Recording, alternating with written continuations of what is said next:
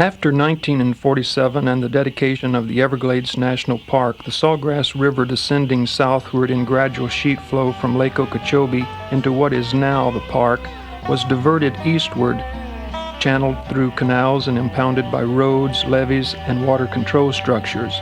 The watery ecosystem of the natural Everglades had been permanently changed, and the water supply for the cities of southeast Florida threatened.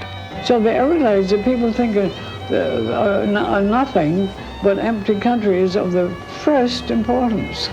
The Everglades, the whole Kissimmee, Okeechobee, Everglades Basin is the secret of the water supply of South Florida. Marjorie Stoneman Douglas, now in her late 90s, began warning Floridians about their water supply in 1947 with the publication of her book, The Everglades River of Grass. There was no way to get across the Everglades when I first came down, so you had to stand and look at them. The Tamiami Trail, I remember, was finished as far as the Dade County was concerned, but beyond that, the trail had not been begun from the west coast, so we could go out fishing in the canal and then look out beyond that into just the Everglades. There's no road anywhere across. Before man's intervention, water constantly moved across the Everglades in a process known as sheet flow. This enormous but steady and slow progression from the Kissimmee Valley through Lake Okeechobee and across hundreds of miles of open sawgrass made the Everglades one of the best natural filtration systems in the world. It conserved water and gradually recharged the Biscayne Aquifer, the primary water supply for 4 million people currently living in South Florida. Today, the interrupted sheet flow of the Everglades River is being restored. Now here in South Florida, we'd had since '47, when the engineers came in to do things about the drainage of the Everglades, the government set up what was then called the Central and Southern Florida Flood Control District, because everybody was afraid of floods. They thought there was too much water, and they had to get rid of the water. You see, the whole pressure was toward getting the water off the land. You get the water off the land, you'll have a desert. Oh, Kissimmee River, I'll cover your marshes in twine.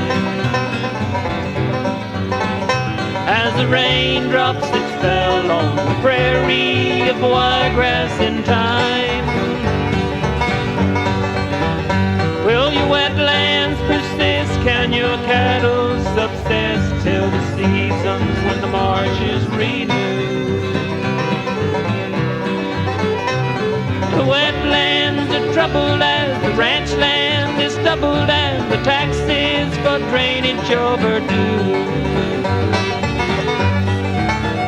She was ditched down the heart, channelized apart, wasted a river and a dream. Pastures bone dry, bass fisheries die, wasting a pleasure for me. Reverse the engineers, let the dredges disappear, and let Kissimmee wind free. Noted Florida ecologist Art Marshall, Florida Governor Bob Graham, Ms. Douglas, and many others have worked to save our Everglades by urging repair of the flow-through marshland filter and water-conserving nature of the Kissimmee ecosystem. Until his death in 1985, Marshall wanted the Kissimmee Canal filled in and the marsh reflooded.